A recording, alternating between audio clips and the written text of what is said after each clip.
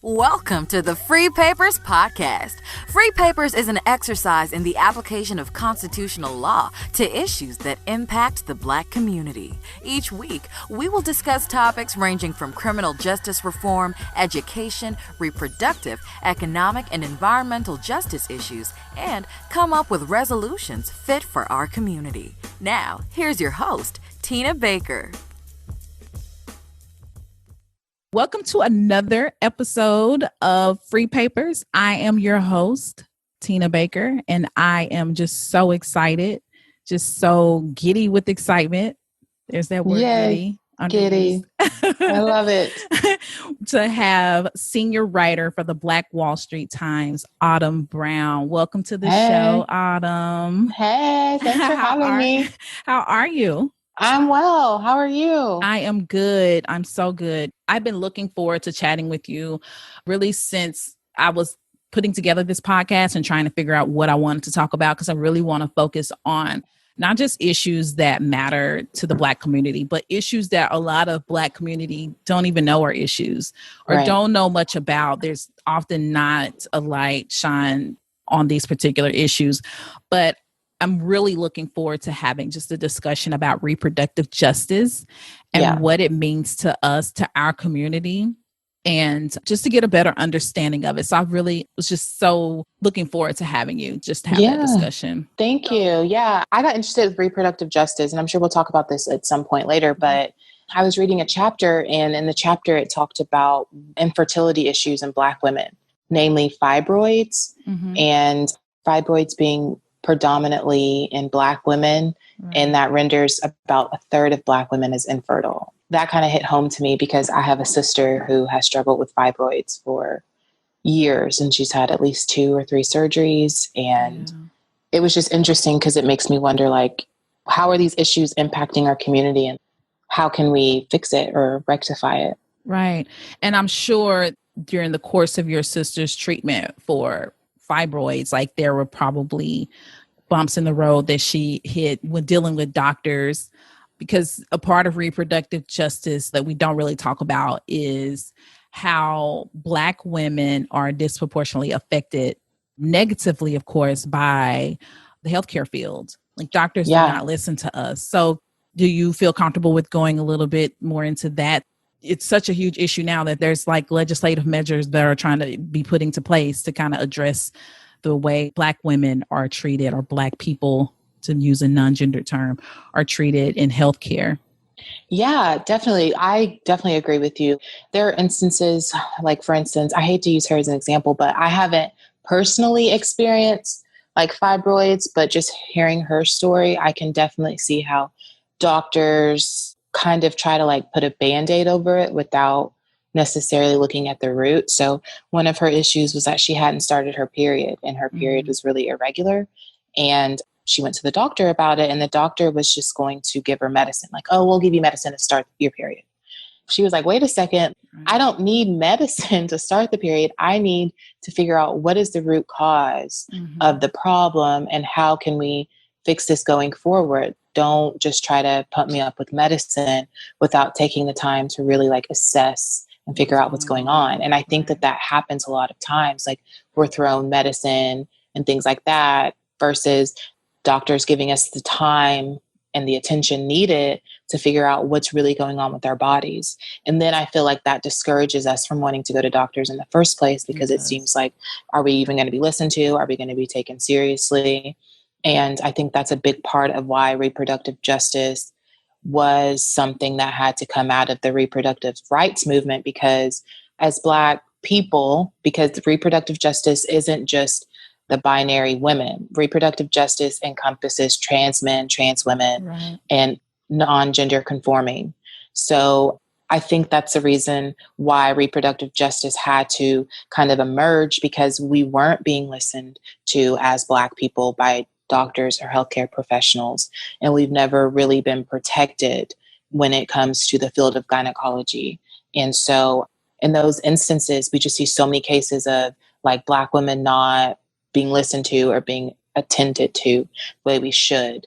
To me, it's a problem because I'm a Black woman and I'm getting older. Like I'm 30 years old. And to think that I could be predisposed for these reproductive issues like endometriosis or fibroids. Mm-hmm. It's scary. And to know that there's no one really out there trying to figure out why this keeps occurring in Black women and how we can save more Black women from these issues, it's just kind of scary to me. So that's kind of why I took such an interest in reproductive justice. Well, I want to take a step back because you really said a lot there. Yeah. A lot of like helpful and useful information, informative. But I want to take a step back for those who are new to this conversation. And I told you before we started recording this podcast episode today that I'm a reproductive rights activist. And I am out there in the community organizing around the issue. I work more on tackling global reproductive issues, but being a reproductive rights activist and even more so being a Black woman, reproductive justice is a new term to me. And it's something that I am learning about. And I know our audience, there may be a lot of people that aren't sure of what it is. So I do want to take a step back before we delve even more into the conversation to talk to our audience and tell them what reproductive justice is and what it isn't, and how does it compare to reproductive like rights or health in general. Okay. So as Black women, we are fighting for, well, we fought for, and we're still fighting for our place in the center of reproductive politics, not just at the margins of like the abortion debate. So reproductive rights issues often distance themselves from social justice issues such as racism, incarceration, economics, and education, all things that impact the Black community. So you have these myths of overpopulation by people of color, and then you have the politics of scarcity, and those have tremendous effects on decision-making of women of color worldwide. So if we're looking for like social transformation and things of that nature from like political and economic institutions that impact our reproductive lives, then we have to think about a paradigm shift. Mm-hmm. And that paradigm shift has to include a rejection of like the Eurocentric, masculinist worldviews that often shape our reproductive options for people around the world. So the reproductive justice movement was kind of born out of putting together reproductive rights plus social justice. You have reproductive justice. And essentially the women who were formative in putting together this movement believed that as Black people, we had to have power over our body and our community. And it had to go beyond the pro-choice, pro-life binary. Like it's more than just abortion, but it's healthcare. It's access to a healthy abortion, if we want that. It's access to housing, things like that, that are important for bringing up children. So reproductive justice has 3 primary tenets, and all of those tenets are kind of in this framework of human rights. Mm-hmm. So for me, learning that reproductive justice is just encompassing our human rights, it's almost like a no-brainer. Like these are our rights as human beings. Right. But the reproductive justice has 3 tenets. First is the right not to have a child. We have that right not to have children, and we have to be supported through our healthcare system for a safe abortion if that is our choice. Mm-hmm. The right to have a child, and the right to have a child encompasses healthcare, housing, being able to support your child with a decent living wage, education, things like that. And then the last tenet is the right to parent children in safe and healthy environments, free from state, corporate, and individual violence. And that's the biggest one for me, because that tenet we can kind of see coming to fruition in 2020. The right to parent children in safe and healthy environments. If we look around us, we see that the environments for Black children are not safe and they are not healthy. Right. And considering the climate, as Black people, our human right to parent children in these safe and healthy environments is taken away from us. Right. And I'm hearing so many women and so many men and so many Black people in general who are voicing their concerns about bringing children into this world because they're scared of what it can mean for them. It's not safe. It's not healthy. And that is one of the tenets for reproductive justice. So if we talk about reproductive justice, like they said, we have to incorporate social justice issues that are plaguing the Black community. And as Black women, we have to name and define our own realities in order to control our reproductive destinies. And so the reproductive justice is intersectional. Like I said, it encompasses trans men, trans women, and gender nonconforming individuals. And it was just created to protect all women's human rights. Right. And I think that's the main thing. Like, it's our human right. So, right. What I found interesting and what I'm learning is how it came to be when the fight for reproductive rights started. You had women of all colors coming together, pushing and working for those rights. And these bold, badass group of Black women were like, this movement is valid and much needed, does not address deeper issues that we're dealing with. And that includes policies that have been enacted to police our bodies, our right to reproduce or not to reproduce. So can you talk a little bit about that, like how policies have been used to control our bodies and autonomy? Yeah. I think you can even trace that back to slavery, right? From the time of our capture and enslavement, our bodies have been completely policed. And so policies for the reproductive destinies of Black women have been in place literally since we arrived in America. Right. We didn't have the right to parent. Our children were sold out of our arms. Mm-hmm. We also didn't have the right to choose a partner for whom we wanted to reproduce with. We definitely weren't able to parent in a safe and healthy environment. And even when you think about the field of gynecology, that was literally bred off of Black women's bodies. Wow. And so I think Black women and this whole reproductive rights movement, we've just never been in the center of that debate. We've always kind of been left to the margins. And so I feel like women's bodies kind of become a monolith. Mm-hmm. And because of that, we negate the individual bodily integrity and autonomy that we should have over our bodies.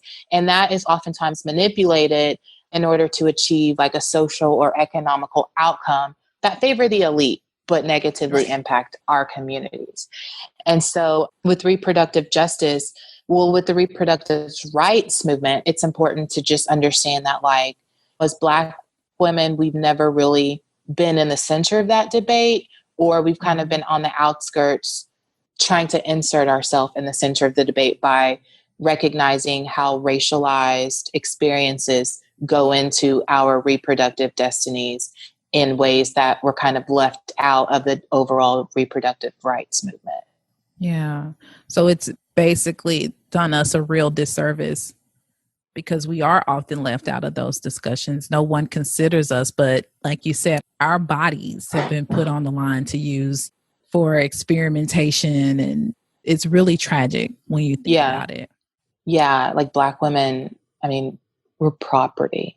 We have to understand that, like, we try to humanize Black women, but at the same time, like, we see how Black women are regarded as property when you see things like Beyonce and her choice of letting her daughter wear her natural hair, right? And there's so much backlash towards like her hair.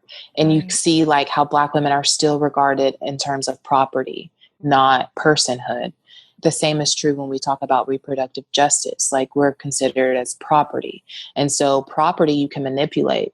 And we see over decades how the Black body has been manipulated in order to serve the social and economic needs of white people that are at higher socioeconomic statuses.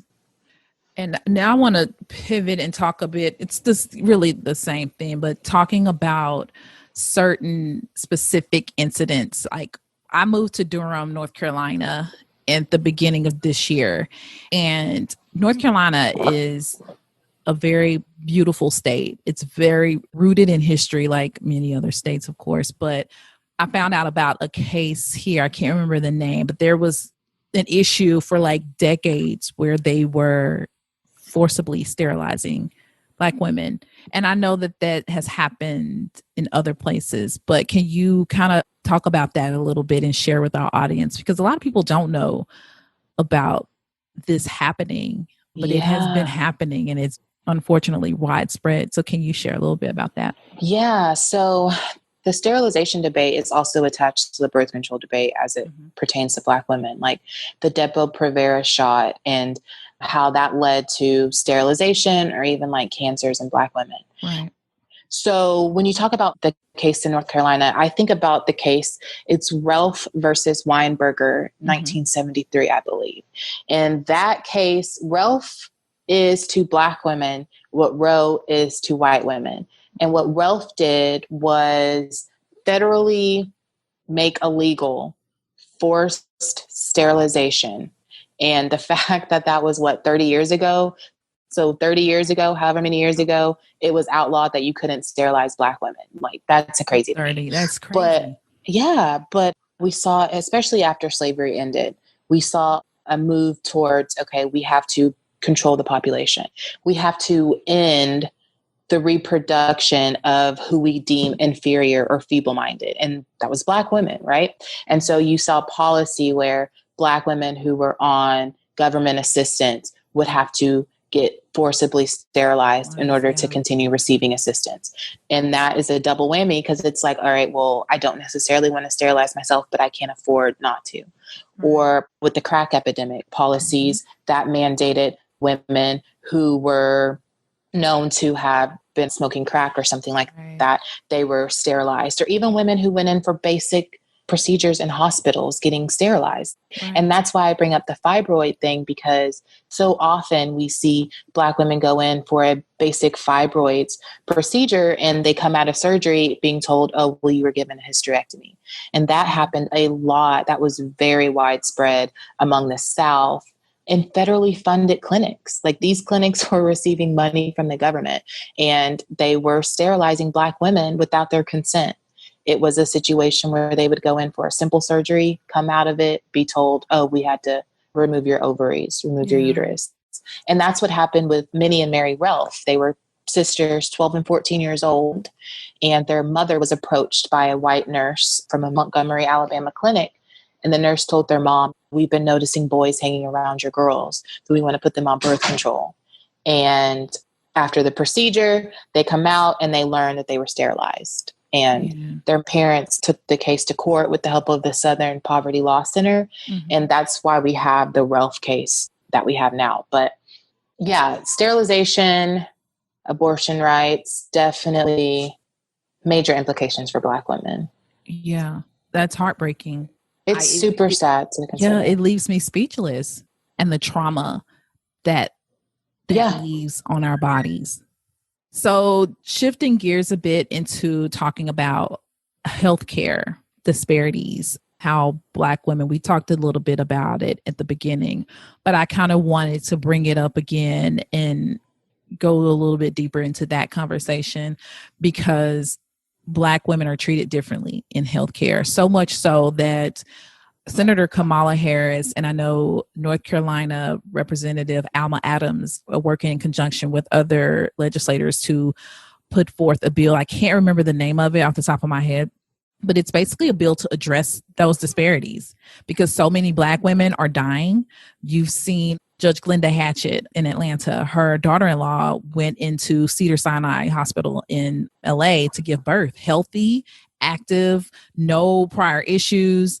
And she went in to deliver a baby and was complaining. And her husband called the doctor. And hours later, they came to see what she was complaining about, to address the whatever issue she had. I think it was stomach pains or something she was having. And she ended up, I believe, bled out or something, some sort of issue. But they waited and just did not take it seriously.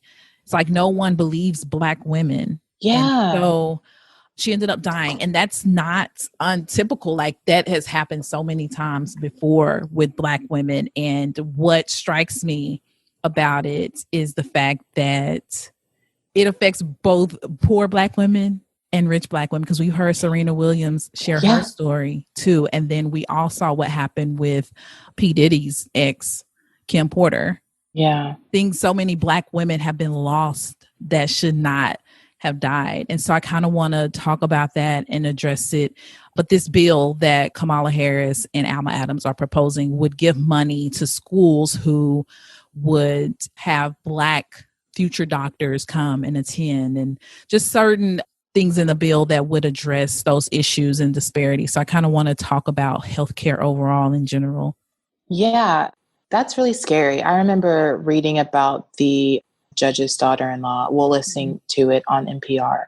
Right. And one thing they said was that it's not just limited to poor Black women, Right. but Black women with higher degrees. And as someone who is a little bit of ways from earning her doctorate, I'm like, I'm not immune to this. College educated women are even more likely to die during childbirth than white women. In general, Black women are 2 to 3 more times likely to die during childbirth than white women. Yeah. No one is talking about this really. You're listening to the Free Papers Podcast, the show that brings you an exploration of constitutional law issues as they relate to the Black community, with your host, Tina Baker. And that goes back to one of the tenets of reproductive justice, right? The right to parent in a safe and healthy environment. And we don't even have safe and healthy environments to deliver our children in. Right. But I blame the superwoman controlling image that's attached to Black women. Right. And this controlling image that says that we're so strong, we're so this, we're so that. And when we complain about things, they're just kind of blown off and not made a big deal because we're supposed to be strong or whatever. Right. But yeah, that's scary. Yeah. That's hard to talk about, but I'm glad some light has been shed on it in a legislative way. But again, I also want to go back to the fact that when it was happening to poor Black women, there was nothing being said, but it had to happen to elite, higher educated Black women for it to be a problem. So we still see how stratified reproductive rights are in terms of socioeconomic status and class. Right. Although bills are being introduced, I still think we have a long way to go. We do. With the healthcare system, we've got to get more Black doctors. Right. In gynecology, we have to start training the white doctors to attend to Black women and to validate how we're feeling. I think we still have a long way to go. Right. And I think too, it's up to Black women to have these kind of conversations so they'll know. Because honestly, Autumn, I was speaking to an activist in Charlotte. Her name is Hannah Hassan. She's amazing. But she is an artist as well as an activist. She does spoken word. And she put on a program in Charlotte called Black Mama Endangered. And it was so interesting. Her and I had a chat about it on Instagram Live one day, a few weeks ago. And she was just sharing what she does is she travels and she gathers these stories of Black women who have been affected negatively by the healthcare fields and by doctors and nurses or what have you. And a collective of artists then perform those stories. And she was saying how it was gaining such traction that a lot of people from pharmaceutical companies were coming to want to hear the stories. People from the medical field were hey, can you come talk to these group of doctors or what have you? And I think that's so important, but it's also important to share it in our own communities because sometimes we don't know. Because I'm on that interview with her, Autumn, and she was just sharing. And I was like, I've never had an issue with doctors not hearing me or being neglected or anything like that. And as I'm talking, my mind went back to giving birth to my second child, just randomly went back to there. And I remember the night before I had him, I was at home, and this may be too much information, but I was in the bathtub and I saw this tissue floating in the bathtub and I did not know what it was. And it freaked me out. And so I called the doctor and the doctor's like, well, that's your mucus plug. It's totally normal. Just watch your contractions because it doesn't mean that delivery is imminent, but you just watch your contractions. And if they get 10 to 15 minutes apart regularly, then give me a call. And so I went on with my evening and lo and behold, they were coming 10 to 15 minutes apart. And so I told my husband at the time, we need to go to the hospital. We were living in Florida. The hospital was in Fort Walton Beach, Florida, which was about maybe 20 minutes or so from my house. And I remember going and praying that everything was okay and just kind of nervous. Got to the hospital and no one was there. I think I was the only person on the maternity ward because it was a small area. And being the only person there, the nurse was just very short with me, as if she just didn't have time to hear my concerns or just didn't want to be at work. So long story short, She comes back in and says the doctor said to send me home. And I'm like, what? I'm having these contractions. So I go home anyway, and I'm just like, not even thinking. I don't even know how to advocate for myself. I remember talking to my mom, and she said, no, I would have stayed at the hospital. I would have sat right there in there. And I was like, I'm fine. I was having pains all night, but I was like, I'm fine. And I woke up the next morning feeling very tired, but hungry. Yeah. My husband went in, he's like, I'll go get you something to eat. And I had a 5-year-old daughter already. She was in her room sleeping. And I woke up because I felt like I was peeing on myself. I'm like, what's going on? And I woke up, I passed a blood clot the size of a small cell phone. No lie. And that's when I was like, something's wrong. I'm screaming as my husband's walking out the door to go get food. He comes back in. We quickly grab our daughter, and he's like, do you want to go back to Fort Walton Beach? I said, there's no way that I can make it a 25 minute drive. There's a hospital right down the street. Oh my gosh. I go into this hospital and I give birth to my son with doctors I don't know, with nurses. They have no idea my medical history. They've never seen my charts. They don't know of any prior conditions. And it was so terrifying. And it ended up being a beautiful experience because they were great. Yeah. They listened and they really cared, but it didn't have to happen. Yeah. I mean, you had a hospital that sent you home last night. But see, there's that strong woman trope. Right. Like you just said, I was in pain, I hurt, but I was all right. No, and I feel like as Black women, we internalize that. Like, oh, I hurt, but I'm okay. Like, I'll be okay. Yeah. And not knowing that there's something medically wrong with us, but we've been told over and over, oh no, go home. It's okay. That's normal. And it's just like, no, we need people to listen to us. We need people who are going to take the extra mile. Not the doctor that's going to say, oh, I'll give you medicine to start your period. Right. But the doctor that's going to say, let's do some tests. Let's figure out, let me do some research into this and let me see what the root cause is. Not just here's some medicine, get out of my office. Right. And that's why I say we still have a long way to go. I mean, how many other Black women didn't have a beautiful experience like you did? How many other women may have lost their babies or their lives? And I think what you said earlier is so important. We have to have Black women like us who are talking about these experiences and coming out and highlighting how racialized they are. I think in the Black community, sex in general is so taboo. And so reproductive rights are even more distant from conversation. Yeah. And so we have to have people who are going to stand up and talk about these experiences because they're important, because they're different. The chapter I wrote about abortion, it was completely intersectional in the fact that you have 4 Black women who choose abortion and the themes are all racial. Like, we don't want the stereotype of being a baby mama.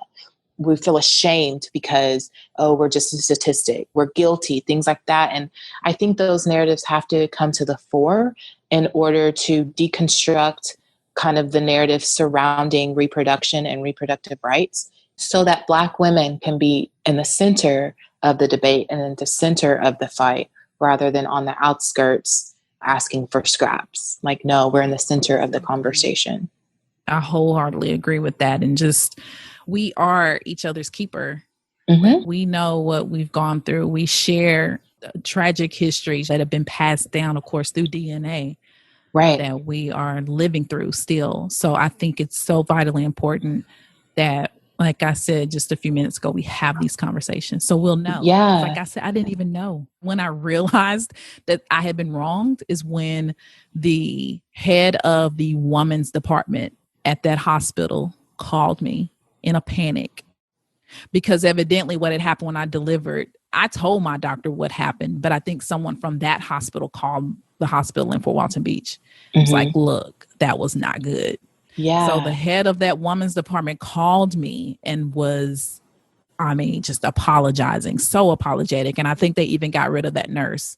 Yeah. Because that could have ended just tragic. I could have lost my child. Yeah. So, and you talk about the trauma that's passed down in our DNA from generations. And when we talk about the educated Black women who go in for childbirth and don't make it out, right. What I was reading about is that it's complete racial weathering. We go through these instances that have to do with our race, and it's like a rock. Like, you have a rock and after so much weathering to that rock, it's going to be beat down. Parts of it are going to come apart and it's not going to be as strong as it once was. And so it's Black women. We go through these experiences and it's racially weathering us internally. And so we see the implications of that when we go in for these major things like giving birth or fibroid surgeries, and we come out either losing our lives or without our uterus. Yeah. And when you talk about sterilization, Black women were one of the biggest targets of sterilization, coerced sterilization, but majority of them were coming from poor families, or they were deemed mentally incompetent, feeble-minded, or inferior.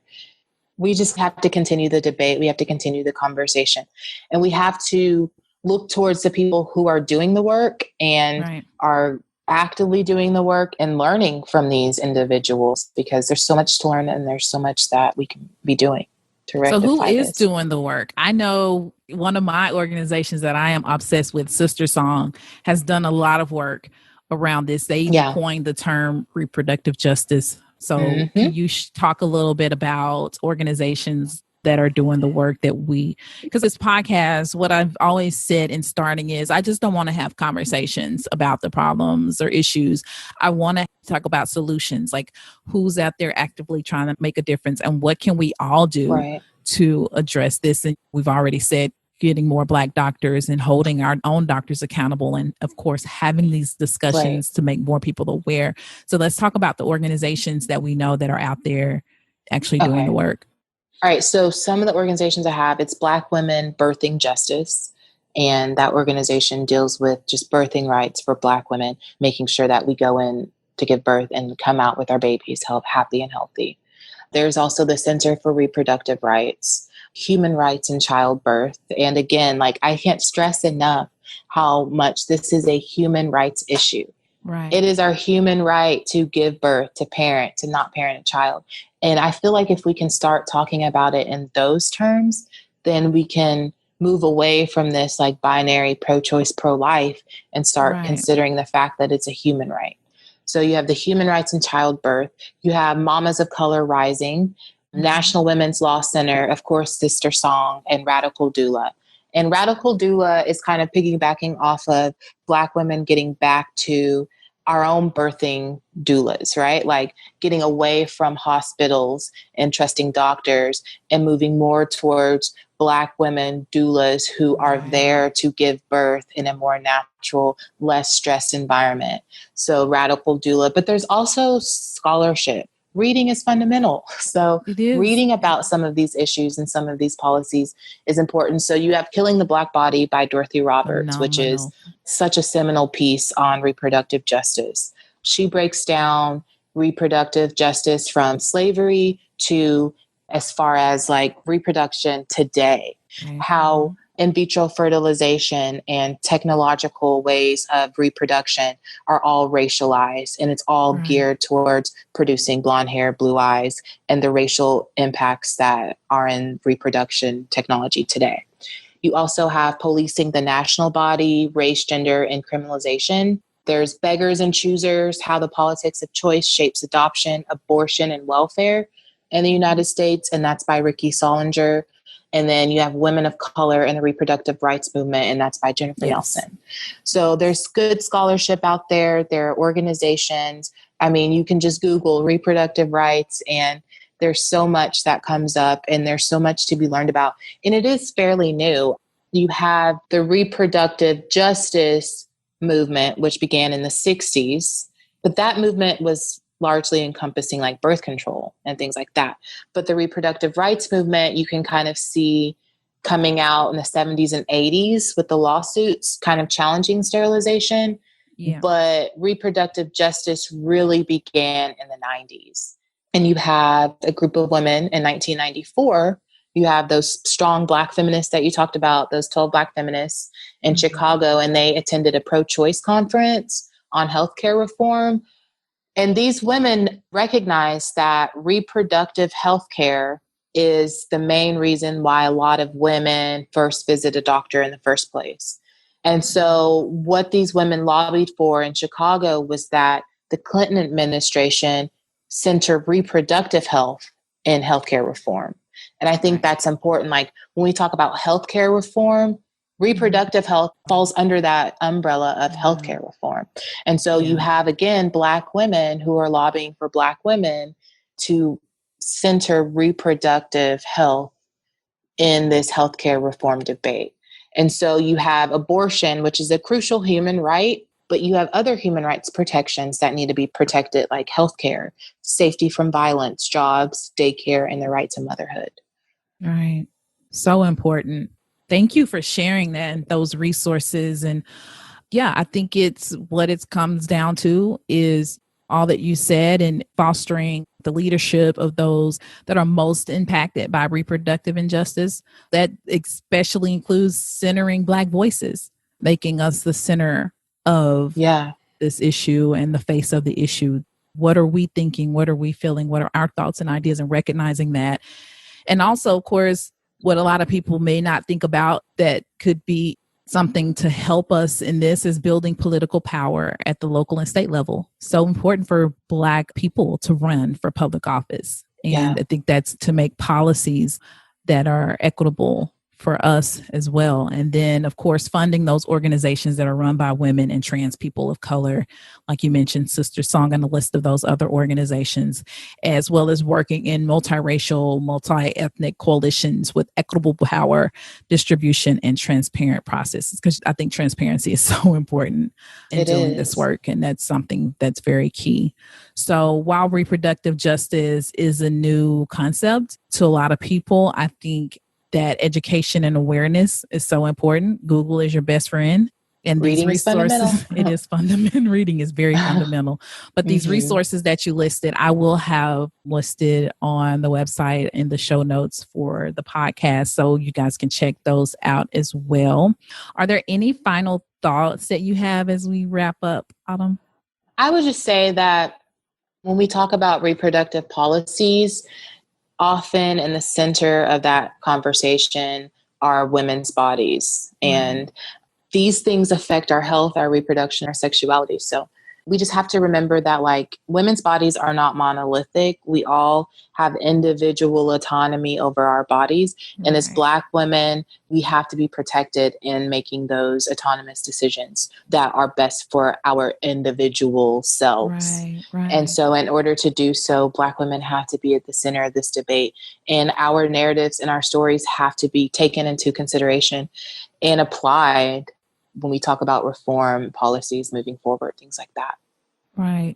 I agree. Thank you so much for being here. And I do want to have more of discussions like this if you're open to coming back to talk, because I do love these. Like, it's almost like a sister girl kind of talk. Like, it is. Like, we check in.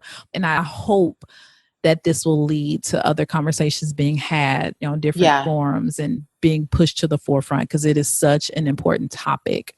So, I agree. And I would also, last thing, encourage Black women to take care of yourselves, like check on yourselves. Self-care. If something doesn't feel right.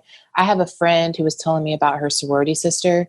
She said she was like a bigger girl, but she had lost a ton of weight. And her appetite, like she would eat an apple and be full. And she finally went to the doctor, and it turned out that she had a fibroid the size of a basketball in her uterus. They had to do a hysterectomy on her. And so I would just say, like, as Black women, it doesn't matter how little it seems. Get checked, take care of yourselves. And if your body is telling you something, listen to it. And check in on others too. But self-care is definitely important. Okay, so Autumn, if people want to keep up with you and read your work and see your Instagram and your social media, where can they find you? Yay. So my Instagram is autumnbrown55, one word, autumn like the season. My Facebook is Autumn Brown as well. I am a writer for the Black Wall Street Times, so my work is at www.thebblackwallstreettimes.com. And I look forward to being on again. Thanks for having me, Tina. Yeah, I look forward to having you. I always enjoy talking to you. And I worked on the Julius Jones death row case in Oklahoma. That's how Autumn and I met. I started doing social media for the brand awareness campaign, which has exploded now. Autumn, it has exploded. When I started Julius's social media, it was just me adding my friends on his Instagram, and now his Instagram followers are up to like 13,000. Like it's crazy. And it's nationally covered. Right. So yeah. you did that, girl. Huge deal. Just a great group of people out there. And I met Autumn and we just instantly connected. So it's amazing how you meet like-minded people that are just doing phenomenal things. Like super proud to just watch you evolve in your work and everything that you have going on. So I wish you the very, very best. But we will be doing this discussion again because it's different layers to this conversation, and we can go even deeper on some of the discussions, and just maybe having people come on and ask questions, or other people come on and talk too, because I think awareness is key.